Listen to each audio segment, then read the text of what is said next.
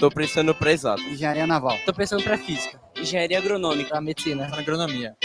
Vestibular é uma oportunidade incrível que a gente tem de entrar nas melhores faculdades, né? É uma conquista, né? Você se preparou a vida inteira pra isso, entendeu? E o objetivo dá essa oportunidade pra gente. Eles transformam o que é difícil em uma coisa extremamente prazerosa. Foi incrível, foi a melhor coisa que eu podia ter feito. Sempre no objetivo, o ensino médio inteiro.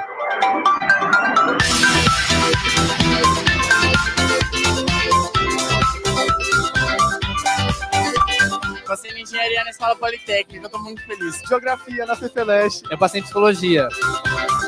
O objetivo, ele me ajudou muito. Na hora que eu fui escolher o cursinho, eu escolhi mais pela tradição. Porque é muito mais do que aprender um conteúdo. Livros didáticos, professores incríveis. E nisso eu agradeci muito o clima do cursinho. Muitas oportunidades pra mim, que me ajudou a me desenvolver intelectualmente. Senti apoio. Luta e apoio. Foi o carinho dos meus professores, foi o esforço dos meus professores pra me fazer aprender coisas que eu não conseguiria sem eles. Não teve uma vez que eu precisei de alguma coisa e não tivesse alguém pra me ajudar, pra me acolher. Eles me deram a base pra tudo.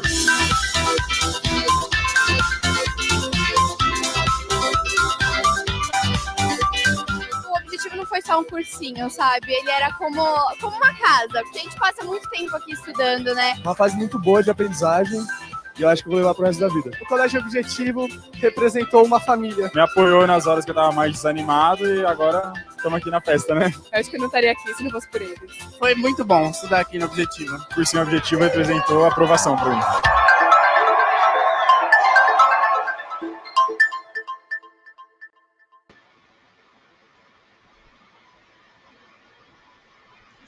Olá, sejam todos muito bem-vindos ao evento Enem Diga Que Você Não Viu. Enem Diga Que Você Não Viu, organizado pelo Objetivo e pela Universidade Paulista. Eu sou a professora Lu e tenho a honra de fazer a abertura desse evento grandioso e estar falando com vocês hoje. Os professores do Objetivo e da Universidade Paulista se reuniram para trazerem para vocês dicas preciosíssimas sobre o desempenho, como vocês devem fazer a prova nesse final de semana e no próximo final de semana também, como vocês devem se comportar nos dias que antecedem a prova, mas não é só isso, a gente vai falar muito mais coisas para vocês. O Enem desse ano tem cerca de 5.800.000 inscritos, desses 5.800.000, 10% são treineiros, né? Tem uma média de 100.000 inscritos para a prova digital, tá certo? É muita gente, tá? É muita gente mesmo, e você faz parte, né, desse grupo de estudantes que vão fazer uma das provas mais importantes do nosso país, porque é a entrada para muitas das nossas universidades brasileiras, mas também é o caminho de entrada, o percurso que você tem que caminhar para poder, talvez, fazer universidades no exterior. Há muitas universidades no exterior que aceitam o Enem como a prova de ingresso, né? Então, depois, se você quiser saber melhor, dá uma olhadinha lá no site, e eles têm a lista, né, dessas universidades no exterior. E as universidades brasileiras também. Então, o Enem, assim, ele é uma prova extremamente importante, é o teu passaporte, né, para as melhores universidades. Bom, estamos às vésperas da prova, praticamente, então eu acho que é muito importante você não se esquecer de preparar, entre hoje e amanhã, o que eu chamo de kit prova. O que é o kit prova? Bom, você pega uma bolsa, uma pasta, alguma coisa assim, você vai colocar lá 2 canetas pretas de tubo transparente. Ah, mas por que, Lu, 2? Porque uma delas pode falhar na hora da prova, você tem a outra reserva. Você não vai poder pedir emprestado para o vizinho, né? Oh, por favor, presta. Não pode. Então leve 2, para garantir, se uma falhar, a outra está lá de reserva, tá bom? Documento de identidade original, com fotografia e recente. Então pode ser o teu RG, pode ser um passaporte, pode ser a sua carta nacional de habilitação, né? A carta de motorista, tá bom? Mas tem que ser original, com foto e recente. Vamos supor que você, por uma infelicidade, perca o seu documento às vésperas da prova. Você vai até a delegacia, faz o boletim de ocorrência e leva o boletim de ocorrência. Tá certo? Bom, no kit, então você já tem a caneta, você já tem o seu documento original com foto. Coloque também no seu kit garrafinha d'água, mas tem que ser uma garrafa d'água transparente e sem o rótulo. Você tem que tirar o rótulo, tá bom? Não precisa levar muita água, porque você não deve, na prova, beber muita água. Você vai tomar, sabe, goles homeopáticos, assim que nem eu vou fazer agora. Pronto, tá? Só para molhar a garganta. Porque se você beber muito líquido, você vai precisar sair para fazer as suas necessidades, né? Tem que ir ao banheiro. É melhor você não perder esse tempo de prova. O tempo da prova do Enem é muito apertado, muito apertado. Então, qualquer minuto que você perca, vai acabar fazendo falta. Então, leve a água, tem que beber, evidentemente, você não pode ficar desidratado, mas beba gotas homeopáticas, tá certo? É a garrafa transparente e sem o rótulo, tá bom? O lanche, tá? Você não vai levar um sanduíche de metro, tá bom? Não leva um sanduíche de metro, leva umas barrinhas de cereais, leva aquelas barrinhas de proteína whey, né? Leva alguma coisa assim. Cuidado, você que está em locais muito quentes, né, do nosso país, você levar, por exemplo, chocolate, você corre o risco dele derreter, tá? Então, opte por alguma coisa que te satisfaça, né, mate a tua fome, mas que não faça muita sujeira e não traga aí algum desconforto de você perder também o lanche, tá? O que é imprescindível no Enem deste ano? Máscara. Que mais? Máscara e máscara, tá? Leva umas 2 ou 3 máscaras, porque as máscaras, elas são obrigatórias, você tem que levar máscara, senão você não faz a prova, e as máscaras, ela têm uma durabilidade de 2 horas, tá certo? A prova tem mais de 2 horas, então leve 3 para garantir que não vai ter nenhum problema. E a dica que eu sempre dou para os meus alunos, que eles acham engraçado, mas que já salvou muita gente, é levar dinheiro, sabe? Pede para o seu pai, para sua mãe, para a pessoa que é responsável por você, peça R$50 emprestados, põe na carteira. Tá? Por que de R$50 emprestados? Vamos supor que você está indo para a prova, tá bom? Você está indo, o teu pai está te levando, vamos supor. Aí fura o pneu do carro. Você precisa pegar um outro meio de transporte. Você tem os R$50 ali para te socorrer, né? Ou então, no meio do caminho tem um impedimento, houve um acidente, ou então tem uma obra, você não estava esperando por aquilo. Você está, às vezes, num ônibus, né? O ônibus está parado, você está em cima da hora, desce do ônibus. Primeiro ciclista, primeiro motoboy que aparecer, você sacode o dinheiro e pede, pelo amor de Deus, moço, me leva até o local de prova. Ele vai levar, tá certo? Eu já ouvi várias histórias de pessoas que foram salvas graças a esse dinheirinho. Depois você devolve o dinheiro pro seu pai, pra sua mãe, ou faz de conta que esqueceu e toma um sorvete, tá bom? Para comemorar o teu bom e grande desempenho no vestibular, ou melhor, na prova do Enem. Já sabe o que não pode levar, né? Dispositivo eletrônico, celular é desligado, arranca a bateria do celular se for possível, para que você não corra o risco dele fazer nenhum tipo de barulho, tá? Óculos escuro, boné, gorro, chapéu, chave, relógio, fone de ouvido, livro, óbvio, você não pode, e cola também não pode levar, tá certo? Ok? Proibido, tá bom? Olha, eu acho que vocês devem estar bem preparados e devem saber muito bem como se comporta numa prova desse tamanho, porque vocês já devem ter experiência. Eu sei que este ano foi um ano diferente, foi um ano de muita dedicação, de muito esforço, de muita dificuldade, mas vocês enfrentaram tudo. Para quê? Para chegar agora e arrasar no Enem. Eleanor Roosevelt, ela dizia que o futuro pertence àqueles que acreditam na beleza dos sonhos. Então acreditem nos sonhos de vocês. Acreditem em que vocês fizeram o melhor possível. Acreditem que vocês estão preparados. Acreditem em que as questões da prova vão ser as mais fáceis que você poderia ter encontrado numa prova. Aliás, comece pelas mais fáceis, tá bom? Comece pelos textos menores, tá bom? Para aproveitar melhor o tempo. Tá?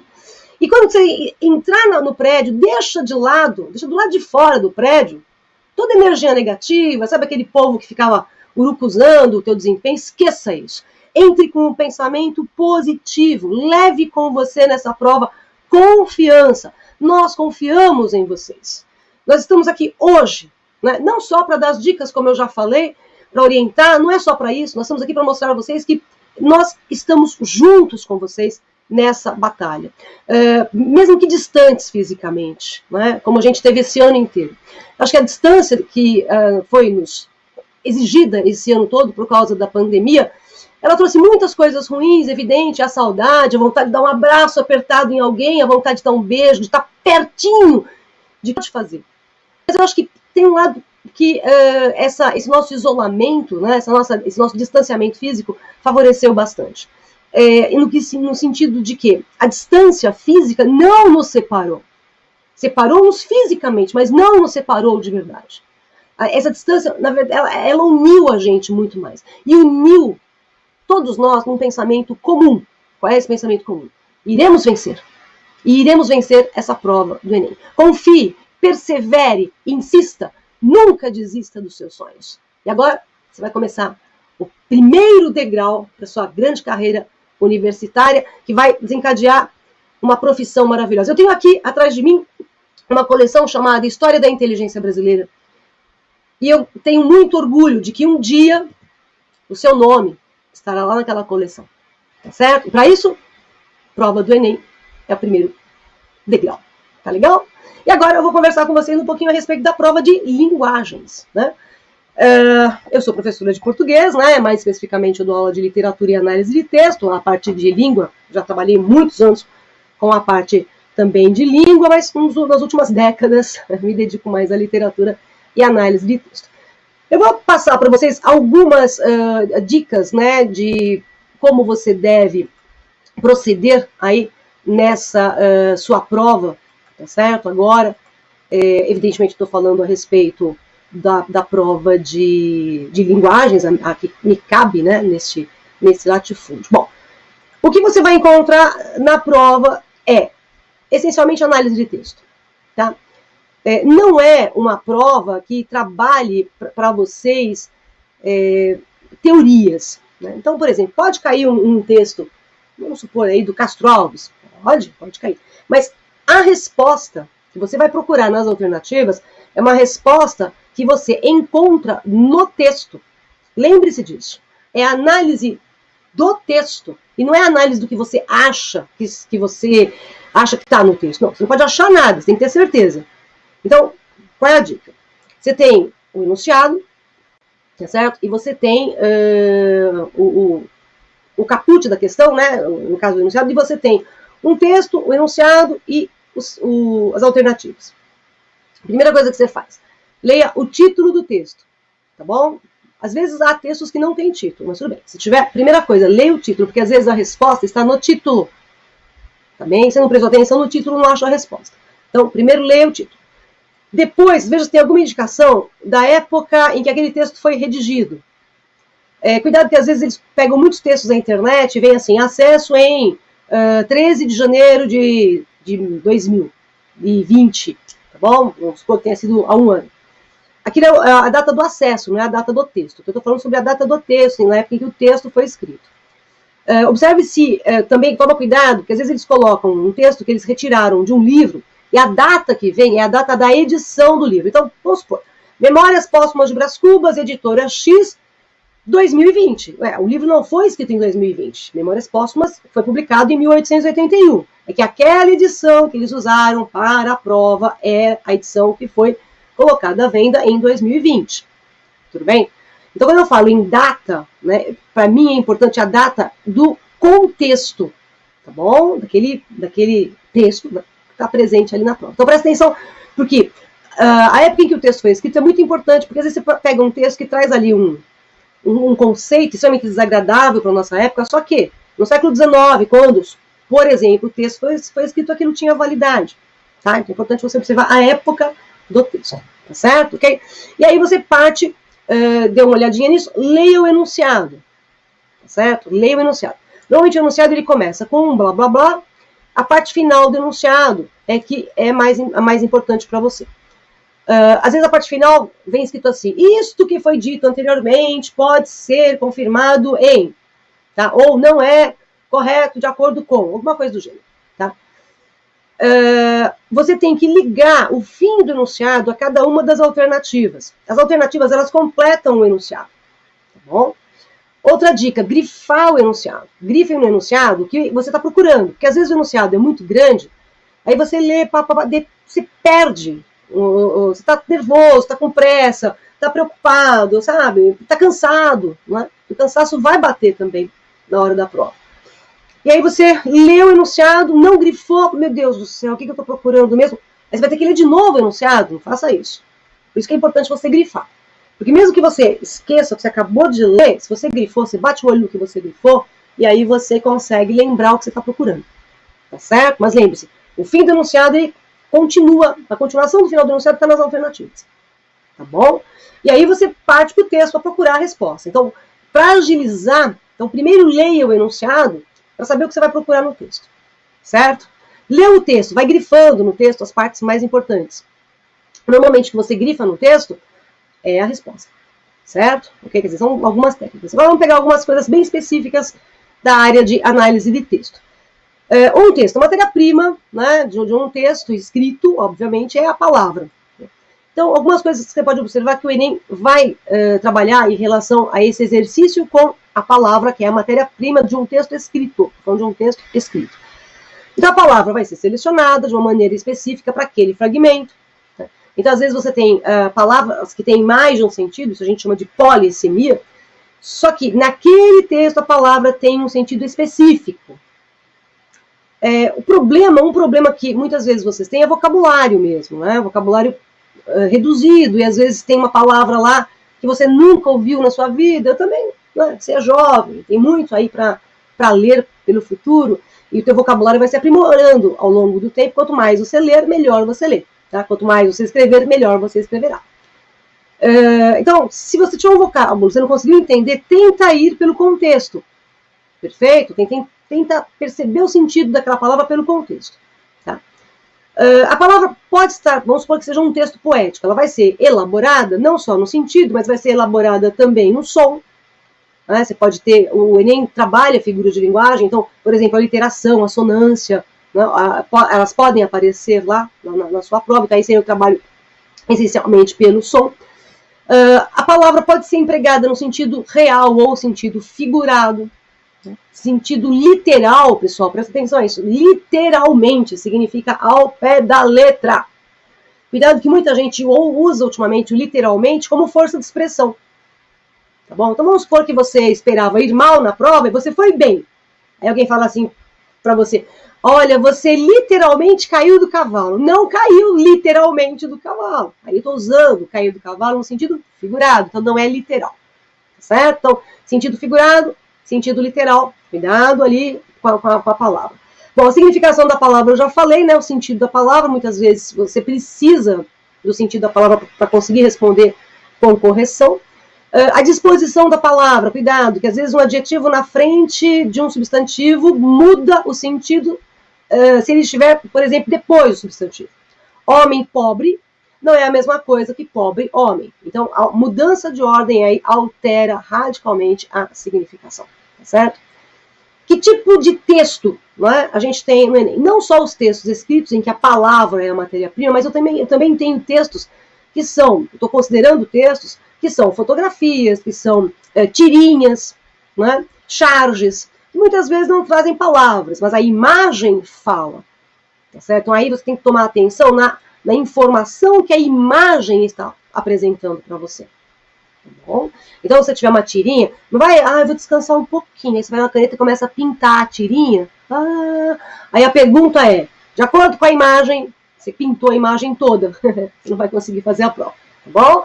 Então, assim, tirinha, toma cuidado, olha o desenho. Também você vai ter o balãozinho, muitas vezes. O balãozinho tem lá as palavras que casam a informação com a imagem. Tá? Mas o que o Enem normalmente trabalha? Poesias. Quais? Qualquer um. A gente pode ter até poesia, que a gente chama de poesia marginal, que é essa poesia que não é uma poesia que está nos veículos oficiais. Tá? A gente chama de poesia que corre às margens, né? Ou paralelamente à literatura oficial. Então pode aparecer uma poesia dessa. Poesia, às vezes, sabe, escrita no muro. Tem pessoal que gosta de escrever coisas no muro. Às vezes tem uns versinhos escritos no muro, eles pegam uma fotografia e colocam ali daqueles versos. Tá certo? Textos literários extraídos de obras, né, tradicionais, né, do Machado de Assis, por exemplo, né, ou Eça de Queiroz, ou Graciliano Ramos, pode ter um fragmento da obra, mas isso não significa que você tem que conhecer a obra. As questões giram em torno do texto. Tá bom? Letra de música, tá? Isso eles gostam bastante. Muitos artigos de jornal, muitos textos de jornal eles põem lá pra gente, textos também retirados da internet. As imagens, as fotografias, eu já comentei, fotografia tem que prestar bem... aliás, normalmente eles fazem assim, eles colocam uma imagem e um texto. Tá? Eles têm que fazer o paralelo entre a imagem e o texto. Outra coisa que eles gostam bastante, que cai quase sempre em termos de processo literário, são as vanguardas modernistas. Futurismo, cubismo, dadaísmo, impressionismo, expressionismo, os ismos modernistas. E às vezes você tem a prova assim, vem um texto explicando o que é o expressionismo e 5 imagens para você identificar qual seria a imagem adequada de acordo com aquela teoria que está apresentada na prova. Às vezes é o contrário, vem a imagem e aí você tem 5 itens ali com uma pequena teoria para você identificar se aquela imagem, se aquela tela, se aquela escultura, não é, corresponde ao futurismo, cubismo ou até mesmo a outras artes, no caso do Renascimento, que também eles gostam bastante desse aspecto visual, tá bom?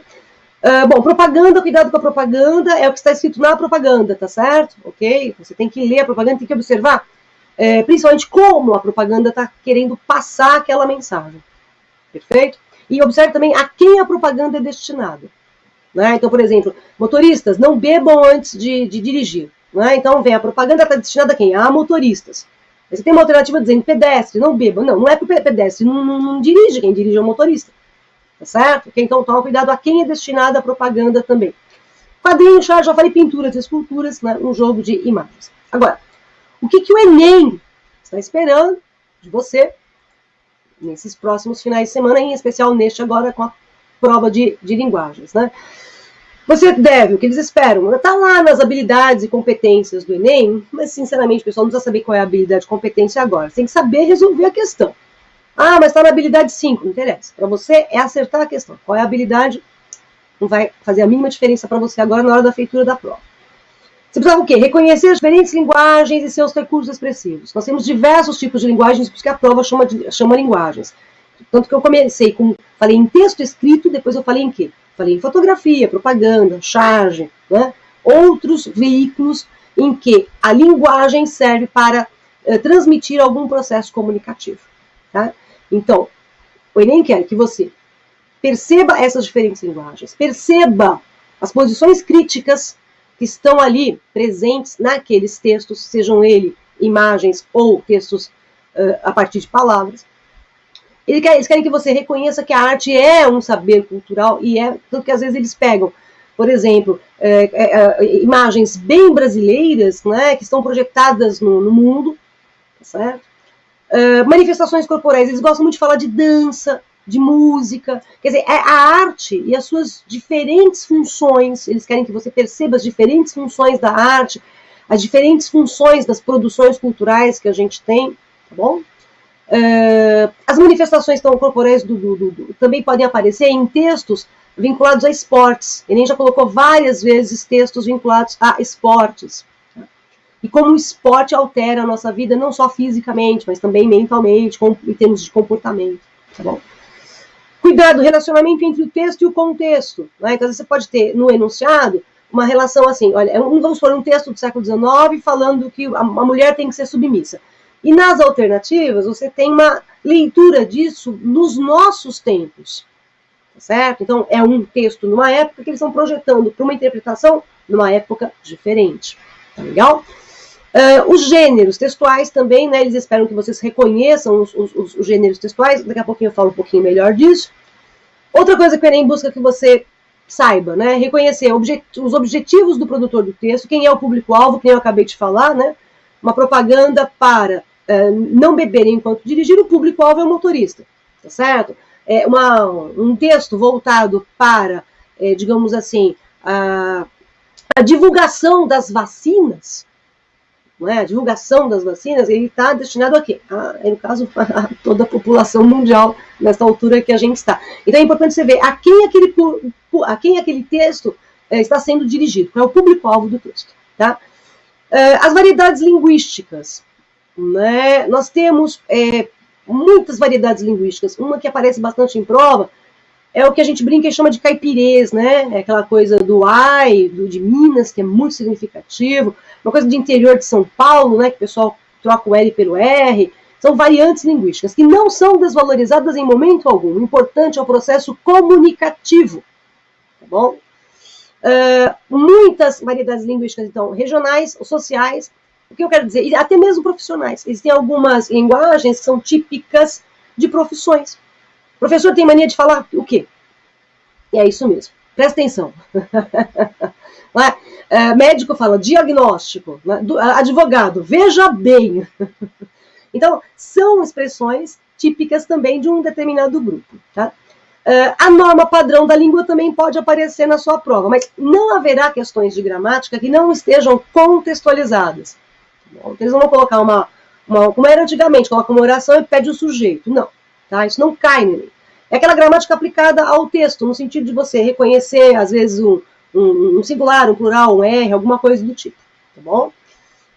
A natureza, a função e o impacto das tecnologias. Eles adoram tecnologia, adoram questões voltadas para os nossos enfrentamentos naturais nos últimos tempos. Então, pode cair uma questão a respeito de um texto, né, que gire a respeito, por exemplo, do aquecimento global. Sim, é uma coisa que está muito em evidência. Pode aparecer um texto falando sobre o desmatamento? Sim, algo que está muito em evidência. Tá? Mas lembre-se, as questões na parte de língua são voltadas para o que está escrito no texto. Combinado? Então vai no texto, acha a resposta direitinho. Tá certo? As tecnologias, eles gostam muito de pegar textos falando a respeito de internet, né, e-mail, tá? Capaz de aparecer esses novos caminhos que a gente tem, né? Esses novos canais que a internet está apresentando, ou ainda mais num tempo que a gente vive, os mecanismos que nós empregamos, que é o que nós estamos empregando agora, para conseguir manter a educação viva, né? Foram mecanismos que ganharam muito desenvolvimento. Olha, isso é uma coisa que pode aparecer na prova, como a informática, a internet, né? Esses programas que a gente tem de comunicação, como este que a gente está usando hoje, esses canais, né? Por meio dos quais a gente pode transmitir algum tipo de informação preciosa, como isso se desenvolveu nos nossos tempos. Tá? Nesses tempos que eu digo, nesses tempos de pandemia. Tá legal? Bom, informação das pessoas. Toma cuidado com uma coisa que me ocorreu. Agora tem uma nova lei, que é a Lei Geral de Proteção de Dados, né? E essa Lei Geral de Proteção de Dados, ela está proibindo, né, adequadamente as empresas, por exemplo, de divulgarem os nossos dados, e-mail, telefone, sabe aquela coisa que você fica recebendo 15 milhões de ligações, olha, aqui é da empresa tal, você não quer mudar para a empresa, não pode mais. Eu tenho uma lei que foi sancionada este ano, que está em vigor já, tá? Que é a lei que protege os nossos dados, que o pessoal não pode ficar por aí divulgando, né, a nossa fotografia, o nosso endereço, os nossos dados. Dá uma olhadinha nisso, tá? Bom, e reconhecer, evidentemente, né, todo o processo de comunicação e informação que desenvolve o nosso conhecimento, tá bom? Outra coisa que o Enem espera de você, que você reconheça o mundo que está focalizado ali pelo autor. Tá? Isso é muito importante. Por exemplo, se você tiver um texto escrito por alguém que vive no Oriente Médio, os valores que ele tem no Oriente Médio são muito diferentes dos nossos, em alguns aspectos. Tá bom? Então você precisa ver por que aquele autor está falando daquilo, em que mundo ele está inserindo aquela informação. Tá? Isso é importante. A orientação ideológica também do autor. Tá? Existem textos que são, né, ideologicamente determinados. Então, presta atenção. Às vezes aquele texto pode ter uma vertente ideológica específica também de uma determinada época, como eu acabei de falar para vocês. Pensamentos do passado que hoje a gente não tem ou que estão voltando. Não é? A gente consegue voltar ao que é ruim do passado. Não é? Vamos pensar em algumas doenças, né, que estavam completamente desaparecidas e que conseguem aparecer de novo. Cuidado com isso.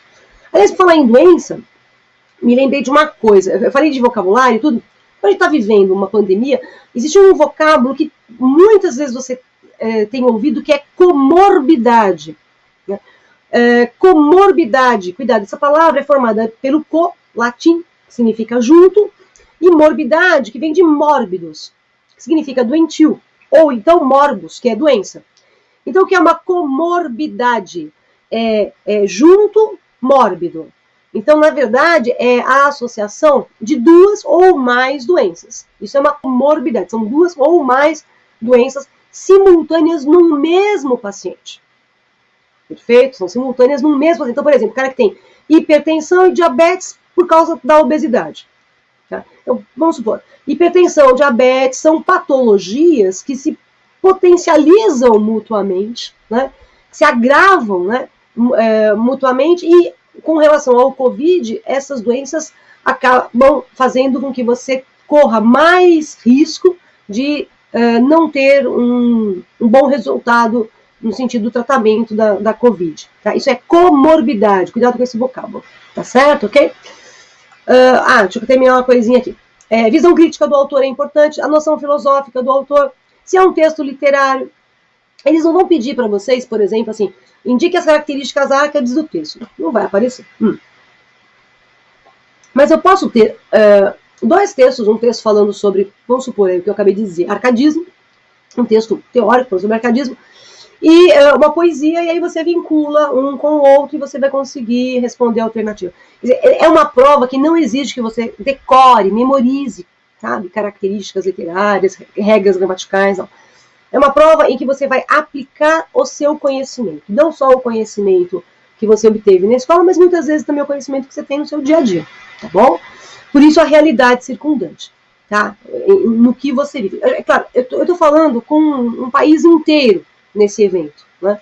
E as realidades suas, aí no norte, nordeste, muitas vezes são diferentes das nossas realidades aqui de sul, sudeste, ou então até mesmo, vamos pensar no centro-oeste também, né? O Brasil, ele tem uma dimensão muito grande, então a realidade circundante muitas vezes é diferente para mim, eu que estou aqui em São Paulo, né? E para você que está aí numa cidade diferente da minha, tá bom? Cuidado com outra coisa. Muitas vezes você tem um texto e o cidadão ele apresenta lá, o autor apresenta uma definição X, e ele vai argumentar que aquela definição, aquela ideia dele está correta, e a questão gira em torno do argumento do cidadão, não em torno da ideia que ele está defendendo. Tá bom? Então tem que observar as estratégias argumentativas. E pensando em estratégias argumentativas, me lembrei de uma outra coisa. Às vezes aparece uma questão e ele vai pedir para você reconhecer se o texto vai numa linha dissertativa, numa linha descritiva, numa linha narrativa, né? Se é um texto, se é um roteiro, se o texto é um resumo, se o texto é uma resenha, tá? Eles vão muito nessa linha também. Intertextualidade. Intertextualidade é quando eu tenho um texto que já existe que vai ser recuperado por um novo. Tá certo? Então, por exemplo, se a gente pensar no José Saramago, né, tem um livro de Saramago chamado Memorial do Convento, tem um momento que ele coloca lá uma passagem que ele retoma do Velho do Restelo, dos Lusíadas. Mas ele deixou, ele não colocou assim, estou retomando o Velho do Restelo. Não fez isso. Ele está retomando aquele texto. Né? Então você conhece o Velho do Restelo dos Lusíadas, você consegue sacar ali a intertextualidade. Tá? Então, a intertextualidade é um texto que já existe, resgatado por outro, mas não obrigatoriamente apenas, não é obrigatoriamente no sentido de paródia. Daqui a pouquinho eu falo melhor da intertextualidade, que eu fiz um slide específico para ela. Reconhecer se o texto é subjetivo ou se ele é objetivo. Né? Se você tem ali a referência a um elemento só, né? No caso é a subjetividade, o emissor, ou se o texto gira em torno de algo que é comum a todos. E aí seria o parâmetro da objetividade. Tá bom? O que você precisa fazer para poder ir bem no Enem? Todos os textos que você encontrar, isso em todas as disciplinas, não só na parte de linguagens. Né? Fazer uma leitura crítica. Tá bom? Fazer a associação entre os textos que eles apresentam. Observar se o texto dialoga com algum outro elemento ou alguma outra linguagem. Tá bom? Interpretar o texto, interpretar as imagens e relacionar arte e literatura. Interpretar imagens é algo que você faz também na parte de geografia, também faz na parte de história. Tá? Então, isso aqui é o que o Enem espera de você praticamente em todas as áreas, exceto aqui que eu coloquei entre arte e literatura, que aí volta diretamente para a questão das linguagens. Tá? E o que você pode esperar do Enem? Né? Vamos lá. O que o Enem pode apresentar para você lá? Primeiro, questões girando em torno de gêneros textuais. Tá certo? Questões girando em torno de gêneros textuais. Então, você tem um texto e aí a pergunta vai girar em torno daquele gênero. Então, pode ser um artigo de jornal, pode ser uma crônica ou um fragmento, né, porque a crônica inteira não vai estar lá, mas um fragmento de um conto, um fragmento de uma reportagem, um fragmento de notícia. Dependendo da notícia, pode ser a notícia inteira. Carta, e-mail, já caiu na prova, e-mail. Inclusive com a linguagem do WhatsApp, sabe? Essa coisa que a gente diminui a gente reduz, né? Você não escreve que, você põe só a letra que, tá certo? As charges, que eu já comentei com vocês. Tirinhas, sempre tem, tá? Ou charge ou tirinha. Isso sempre vai ter na sua prova. As poesias, que eu já disse também, e as propagandas que eu também já falei para vocês, tá? Então, você vai ter, certamente, uma questão pedindo gênero textual, tá bom? E outra coisa, eu tenho quase... É claro, a gente não tem bola de cristal, a gente não sabe o que está lá na prova, né? A gente tem experiência, né? A gente trabalha com vestibular aí há muito tempo, né? Então, essa nossa experiência que faz com que a gente tenha essa ideia do que pode cair. Variedades linguísticas, né? Certeza.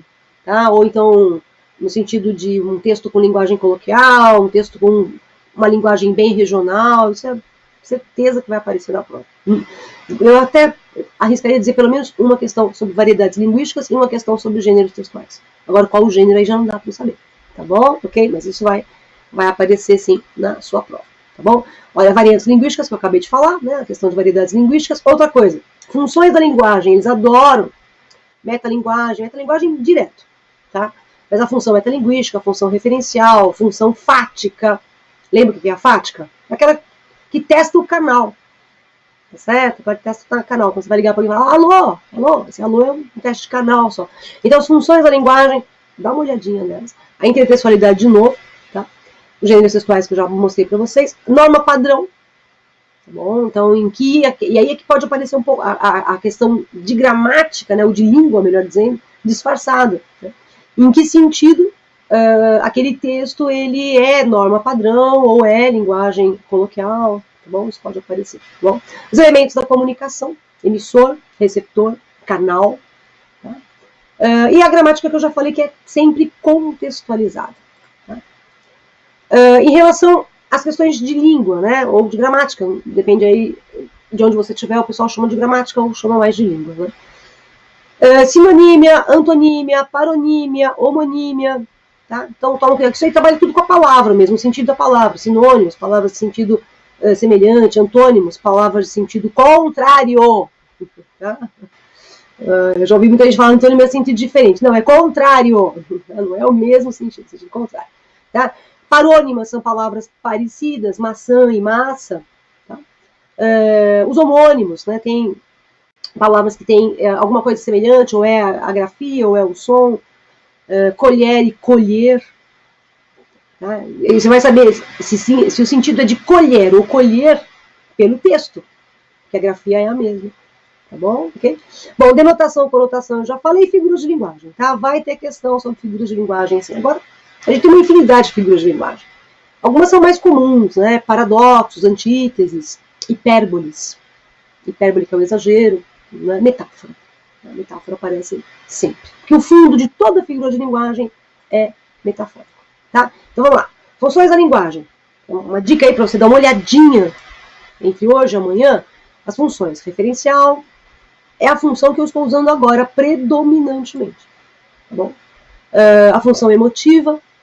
A função apelativa. A apelativa é aquela que te dá uma ordem. Quer ver? É isso aqui, ó. Não chegue atrasado na prova.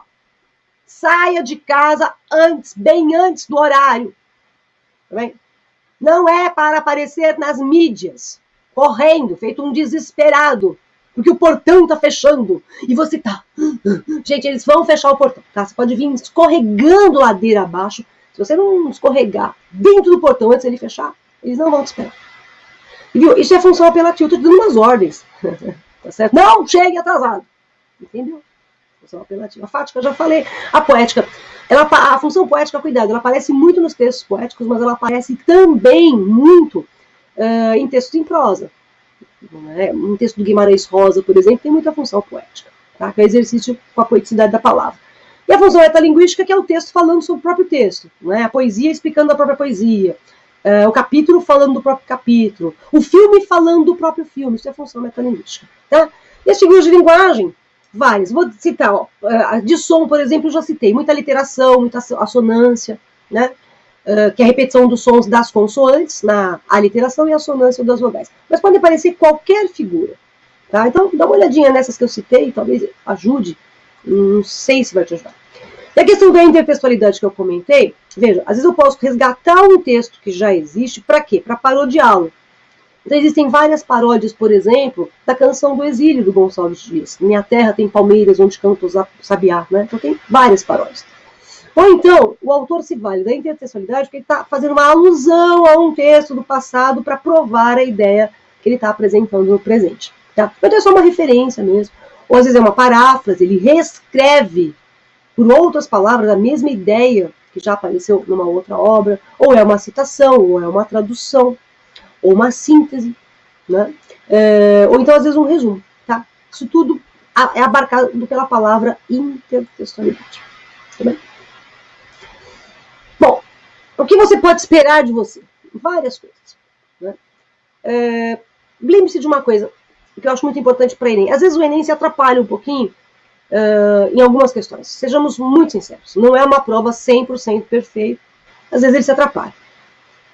Porque às vezes o que é muito claro para uma pessoa não é claro para outra. Tá certo? É o caso, né, do que? Eu estou falando coisas que para mim são muito claras, mas às vezes para você, nossa, despertou aí algum tipo de dúvida. Pode acontecer. Então vamos lá. Se você estiver na prova, numa questão, aí você lê as alternativas, você não consegue achar errada, assinale a que estiver menos certa. Tá bom? Aquela que você achar menos... a mais errada ou a mais absurda. Ou a menos certa. Porque você pode achar que todas estão erradas, né? Tá bom? Então toma um pouquinho de cuidado com isso. Tá? Vai eliminando, aliás. Não é que você vai assinalar essa. Vai eliminando. Você vai eliminando a que é menos errada em relação ao enunciado. Tá? Outra coisa.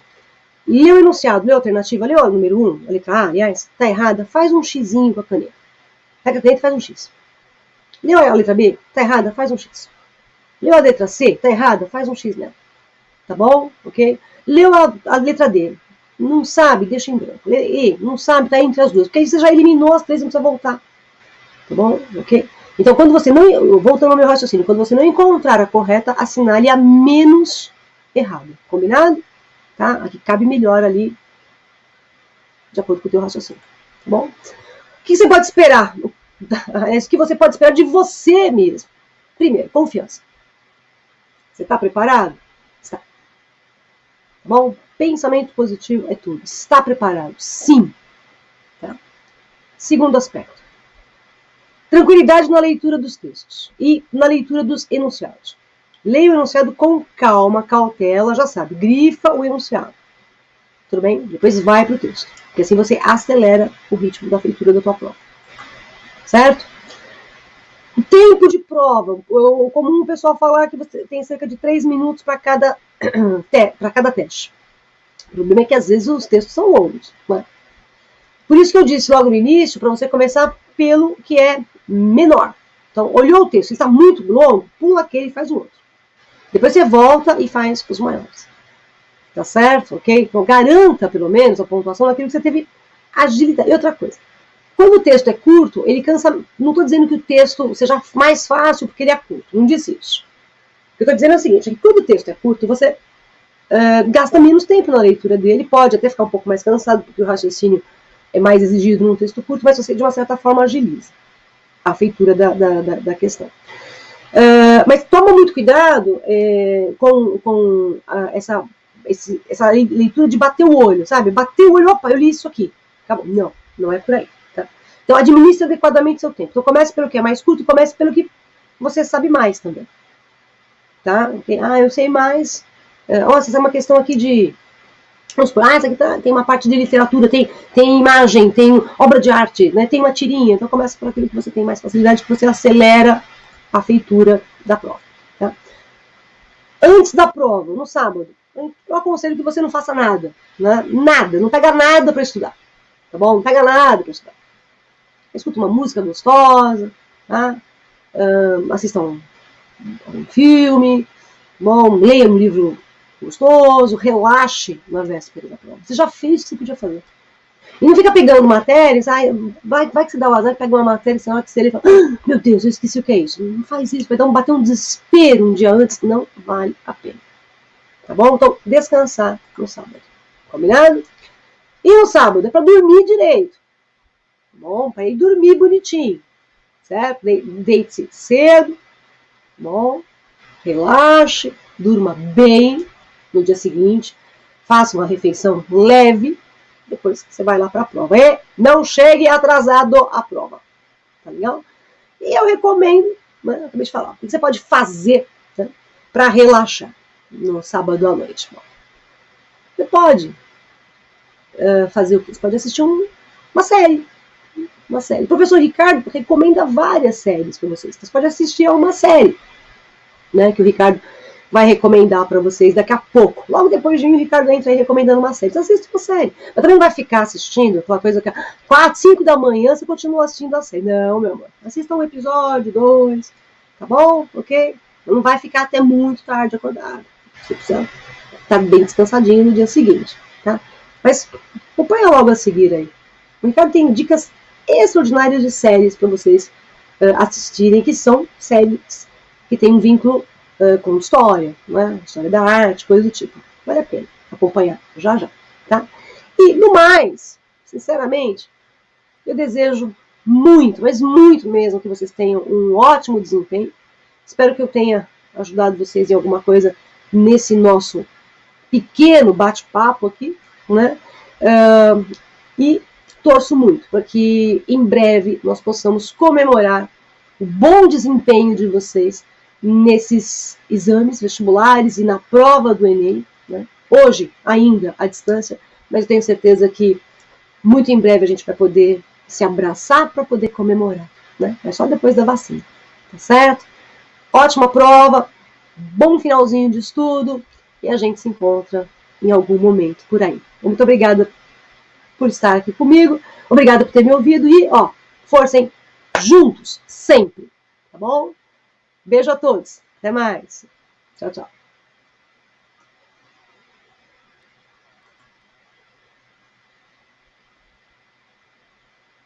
Olá a todos, é um grande prazer estarmos juntos, prestigiando esse evento, esse momento extremamente importante. Eu fico muito feliz de participar com vocês nesse momento, de ouvir os conselhos, a sabedoria da professora Lu. Acredito, os conselhos, os ensinamentos, acredito que serão de extrema importância para todos vocês. É uma alegria enorme tê-los por aqui. Muito obrigado, viu, pela sua presença. Sabemos que é uma semana especial, uma semana em que o coração bate mais forte, estamos preocupados, estamos ansiosos, mas, acima de tudo, tenha certeza de que o Enem é uma prova que vai trazer a você a possibilidade de pensar e analisar as questões com muita atenção. A lógica analítico-interpretativa é fundamental nesse cenário. É fundamental que em cada uma das questões do Enem você pare para pensar em tudo que você já produziu, já viveu ao longo do tempo em sua vida. E por isso, quando fui convidado a vir conversar um pouquinho com vocês sobre filmes e séries para o Enem, nós temos algumas produções excelentes. E talvez nesse momento de relaxar, no momento em que você para um pouco de estudar, na véspera da prova, ou de repente depois desse dia você estudou e estudou bastante, e aí chegou um momento de você parar um pouco, de você descansar a cabeça, porque é muito importante que a sua cabeça também esteja boa no dia da prova.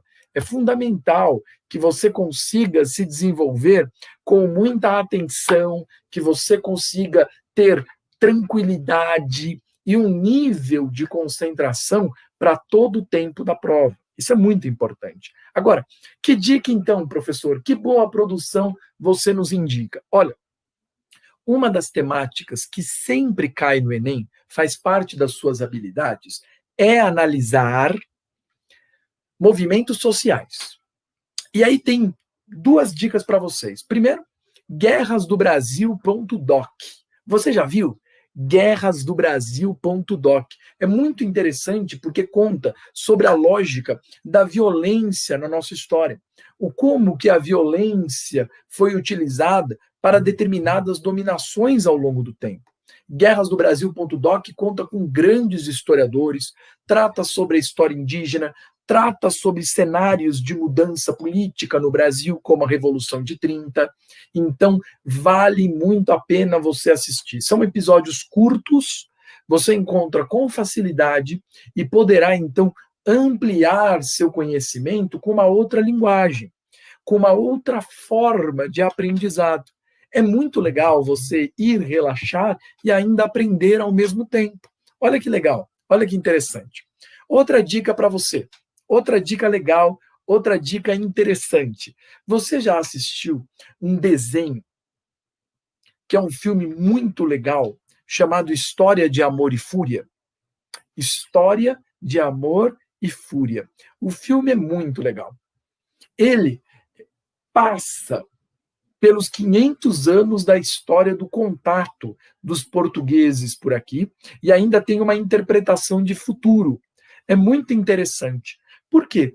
Porque procura mostrar como que se formaram as relações entre os europeus e os indígenas por aqui, no primeiro momento. Então, você tem um cenário extremamente importante estabelecido no país no período colonial. Então, discute um pouco as relações que se estabeleceram, que se estruturaram por aqui. Depois, passa para o cenário do Brasil regencial, conta a história da balaiada, de uma grande revolta popular no Brasil. Quais eram as motivações, como essa população viveu, o que se estabeleceu a partir dali. É muito legal. Depois, fala sobre a ditadura militar. E para completar, uma interpretação de futuro muito interessante. Então, é uma produção que faz pensar um pouco sobre a lógica do Brasil, sobre as relações do Brasil, sobre como o nosso cenário se desenvolveu por aqui. E uma curiosidade, que eu acho que talvez lhe seja legal também, é um filme um pouco mais antigo, mas muito, muito, muito bom. Muito bom mesmo. Vale muito a pena você assistir. Ele se chama Mauá, O Imperador e o Rei. Por que esse filme se chama assim, professor? Mauá, Irineu Evangelista de Souza, o Marquês e depois Visconde de Mauá, foi alguém mais rico que o Brasil durante o Segundo Reinado. Você acredita? E ele tinha um projeto de desenvolvimento para o Brasil extraordinário.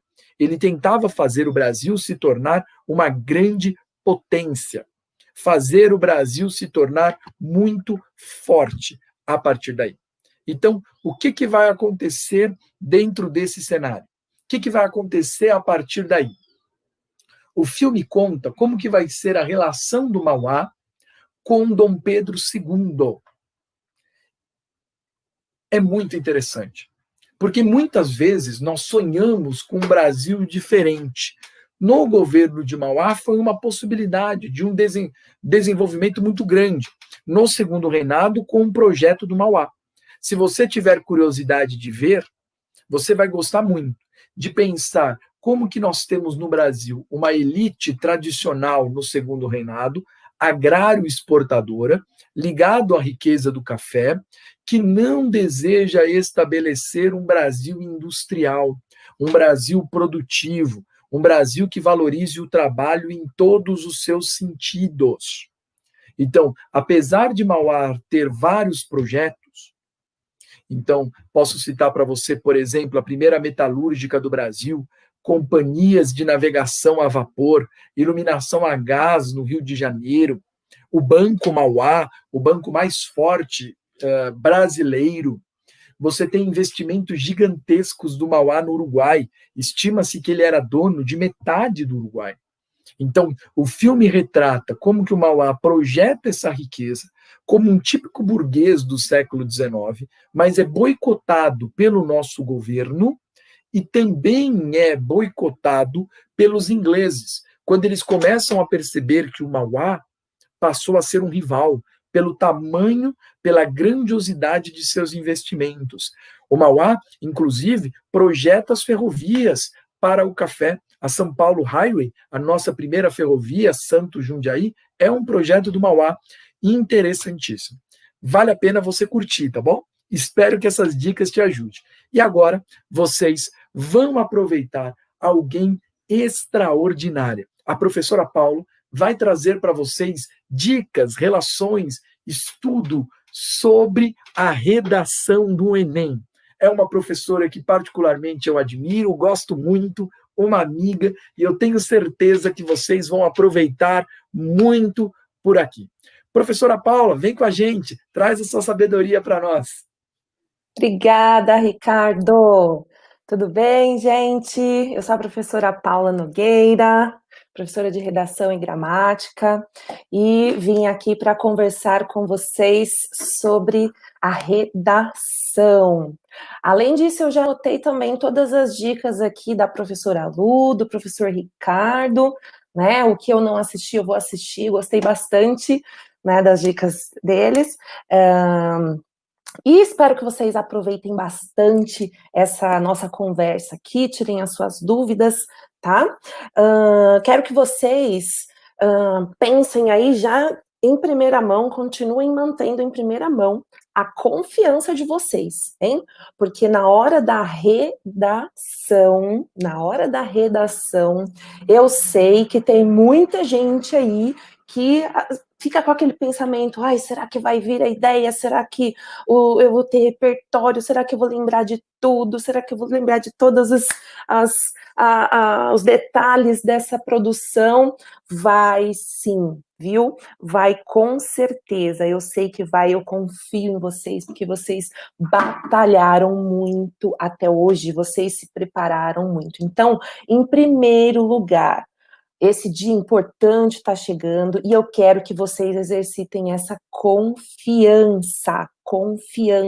Fala assim para você mesmo, eu quero, eu posso, eu vou tirar mais de 900 pontos nessa redação. Fala assim para você mesmo. Se você for mais tímido, fala baixinho. Se você for mais extrovertido, fala bem alto. Eu vou tirar mais de 900 pontos nessa redação. Enem 2020. Tá? Fala para você, visualiza a sua nota. Você quer tirar quanto? 920? 940? 960? Você quer tirar 1000? Visualiza a sua nota. Visualiza o dia que você vai conquistar essa nota, que você vai conferir a sua pontuação e vai sair pulando, abraçando sua família. Abraçando com segurança, né, gente? Só assim, de longe. Ou manda um abraço virtual, né? Por enquanto, desse jeito. Tá bom? Então, fala isso para você mesmo, levanta a sua cabeça e acredita em tudo que você fez até hoje, porque valeu a pena, tá bom? Eu tenho certeza disso. Tô acompanhando aqui os comentários de vocês, tá? E aí, se surgir alguma dúvida, vão colocando aqui que eu respondo. Faz isso sim, viu, Bri? Faz isso aí. Abraça, se abraça, fala, eu confio em você, eu consigo, eu fiz muita redação, eu estudei vários temas, tá bom? Então, gente, eu vou compartilhar aqui alguns materiais, só para a gente acompanhar o raciocínio, tá? E relembrar pontos importantes, né, que você deve conferir agora comigo, para fazer essa redação ser a sua melhor nota, tá? Em redação até hoje. Prof, acha que tem muita chance de ser tabagismo? Olha, tem chance de ter muito tema por aí, tá? Daqui a pouco eu vou falar de alguns temas possíveis mais pro finalzinho, tá? Mas tem sim, eu tenho certeza que você que acompanhou, né, o noticiário, você que acompanhou os seus estudos, você que fez as redações propostas pelo seu material, você entrou em contato com todos os temas que, de alguma forma ou de outra, se relacionam com o tema que você vai encontrar domingo na prova de redação, tá? Eu tenho certeza disso, eu não tenho dúvida. Por quê? Porque o Enem sempre cobra um tema que está envolvido nas questões sociais, né? E a gente estuda isso durante o ensino médio, a gente estuda questões sociais, né, culturais, políticas, econômicas, de saúde, de educação, a gente estuda todas as questões que são importantes em relação à sociedade em que a gente está. Então, eu tenho certeza que você vai encontrar um tema que você conhece, tá? Ai, professora, mas não tem como a gente tentar adivinhar? Olha, se você ficar tentando adivinhar o tema, você perde tanto tempo e gasta tanta energia que não vale a pena, né? Tentar descobrir aí por meio de mágica o que vai acontecer na prova. Não, o mais importante é você confiar naquilo que você fez até agora, confiar no sistema que te deu a oportunidade, né, de trabalhar com várias abordagens de temas importantes e temas diversificados, certo? Então, a confiança, tá, na sua capacidade é preciso exercitar. Então, fala de novo aí. Esse ano eu vou tirar mais de 900 na redação do Enem, tá bom? Então, é o seguinte, ó, deixa eu compartilhar aqui com vocês alguns slides, tá? E como, né, a primeira pergunta que eu gostaria de responder é a seguinte: como começar, né, a redação? Como começar a partir do momento que eu sento lá na minha cadeira de vestibulando, né? O que eu faço em primeiro lugar? Será que eu vou para as questões? Será que eu vou para a redação? Será que eu preencho? Bom, vocês têm as orientações de preencher todo, né, com todos os seus dados, né, a documentação necessária para a sua prova, na hora que você recebe isso, e aí você vai receber o caderno de prova. Existe uma forma ideal, né? Começar pelas questões, começar pela redação. Não existe uma fórmula que sirva para todos. Mas eu recomendo que você faça o seguinte, né? Eu recomendo porque eu confio nisso, porque eu faço isso quando estou participando de algum processo, porque todos os estudantes que conversaram comigo, que deram depoimento, que se deram bem, né, na sua pontuação, fizeram isso também.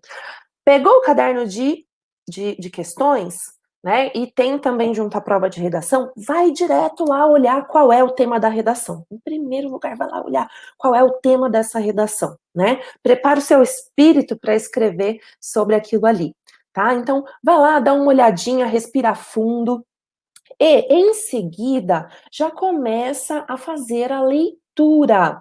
Então, você tem a prova de redação na mão, começa a fazer em seguida a leitura daquela coletânea, tá? Toda prova de redação do Enem vem com uma coletânea muito específica que direciona a abordagem, né, de acordo com o tema fornecido. Então, você vai, em primeiro lugar, olhar nas orientações da proposta de redação. O tema, ele está em negrito, tá? É uma frase temática. E aí você vai, em primeiro lugar, encontrar isso, ler, ok? Esse tema, e depois ler a sua coletânea, tá? Então, ler aqueles textos é muito importante e ir anotando sobre esses textos, né? Palavras-chave, né? Ideias que você pretende usar, que você já conhece, links que você acaba fazendo na hora daquela leitura com alguma área do conhecimento, com fatos históricos,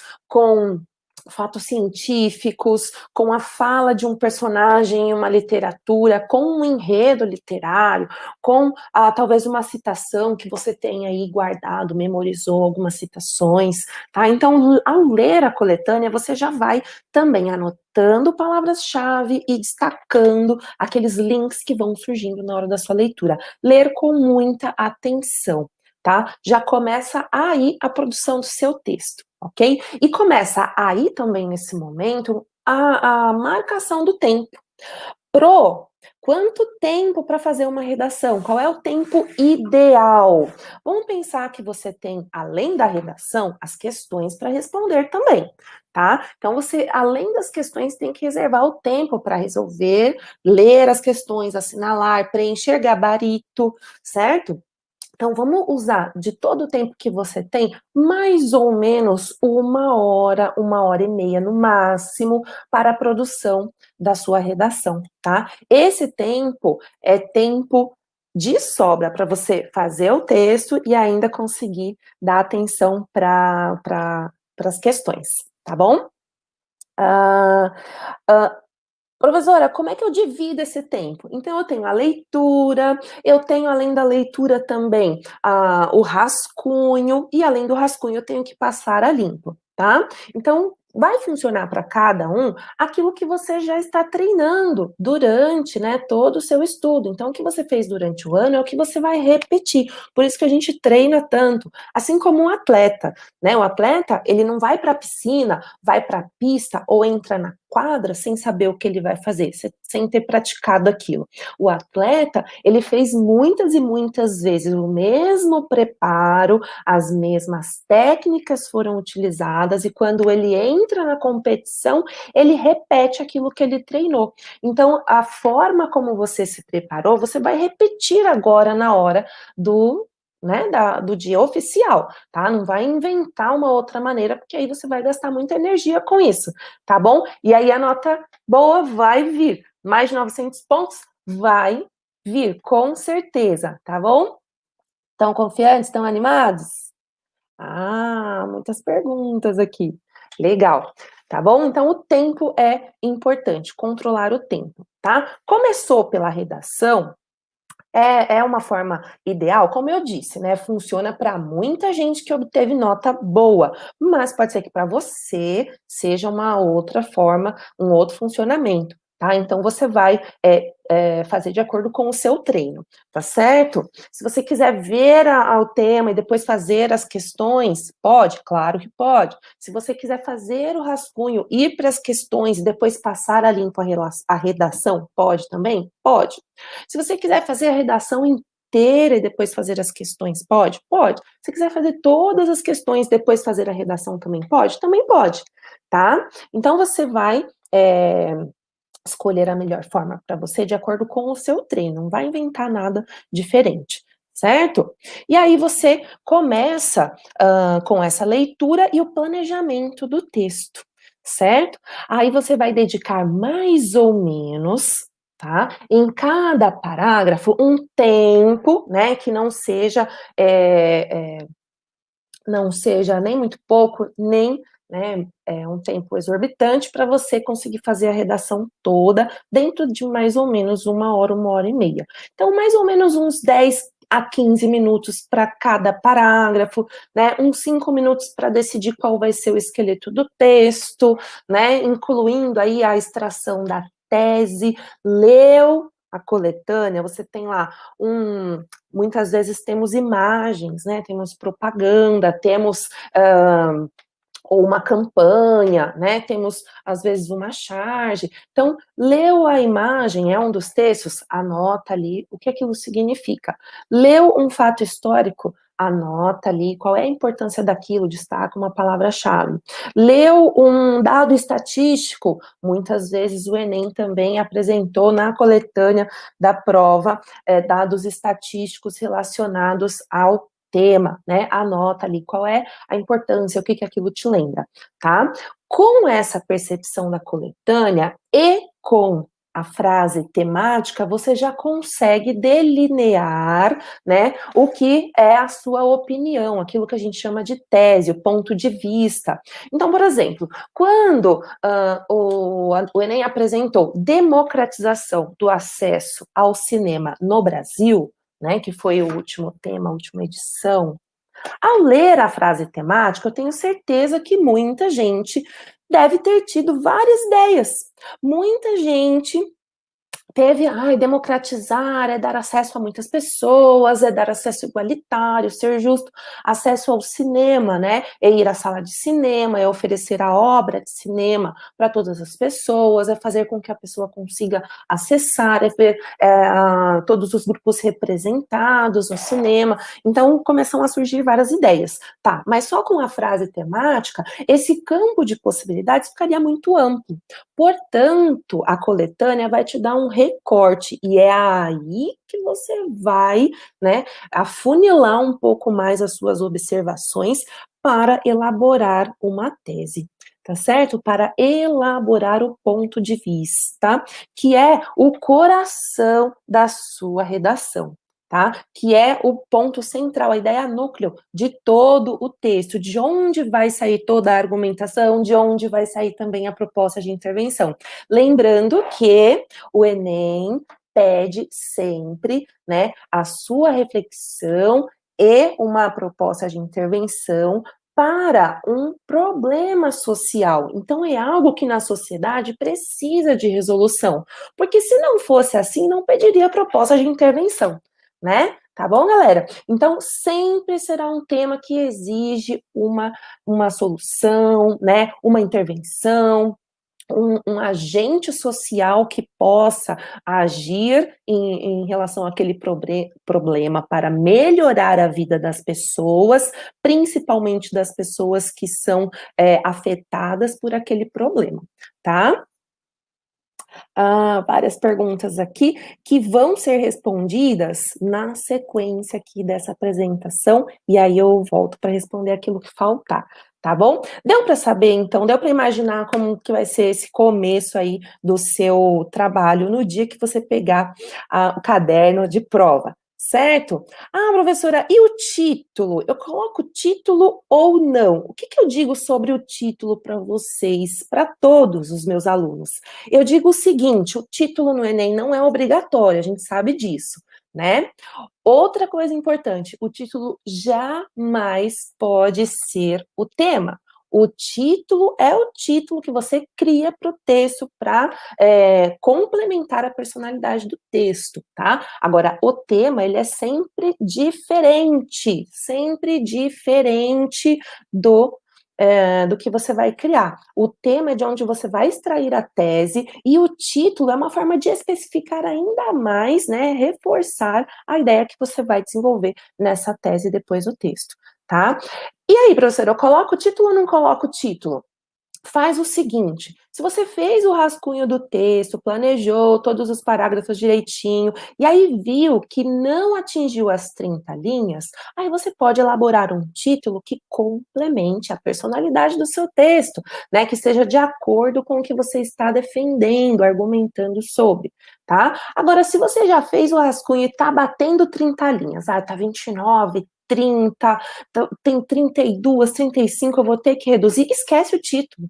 Nem pensa nisso, nem pensa em colocar título, porque ele não vai ser considerado para avaliação, tá?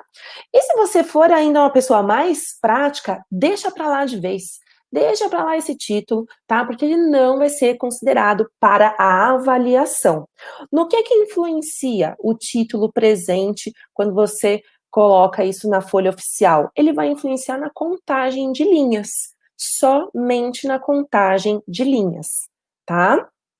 Então, é nisso que ele vai ser utilizado e nada mais, tá bom? Para alguém mais prático, esquece o título e foca no desenvolvimento do seu texto, numa boa tese e na proposta de intervenção que é obrigatória, tá certo? Beleza, gente. Afinal, vamos lembrar aí o que é dissertar? Dissertar é explanar, expor, certo? Algumas ideias, né? Algumas visões, tá? Mas existem tipos de dissertação. Alguém perguntou aqui, o texto dissertativo argumentativo seria uma boa estrutura para a minha redação? Tem que ser, querida, tem que ser, tá bom, aluno? Aí sim, né, a gente está falando sobre a mesma coisa, tem que ser porque o Enem pede a dissertação argumentativa. Então, existem tipos de dissertações, e existe a dissertação expositiva e a dissertação argumentativa. A dissertação argumentativa é aquela que exige, né, a apresentação de um ponto de vista, a apresentação, né, de um julgamento. A dissertação expositiva, não. E olha, eu já peguei durante as aulas, alunos que estão fazendo ali um parágrafo introdutório super caprichado, cheio de detalhamento, de informações, aí eu olho aquele parágrafo longo e falo assim, gente, a dissertação, é argumentativa, não é para expor, não é para ficar explicando o tema. O corretor não quer que você explique o tema, o corretor quer que você demonstre o ponto de vista sobre aquele tema logo de cara. Então, como é que eu começo esse primeiro parágrafo aí? Eu começo esse primeiro parágrafo apresentando o tema, né? Pode ser com uma citação, pode ser com uma frase de contexto, pode ser com um fato, né? De forma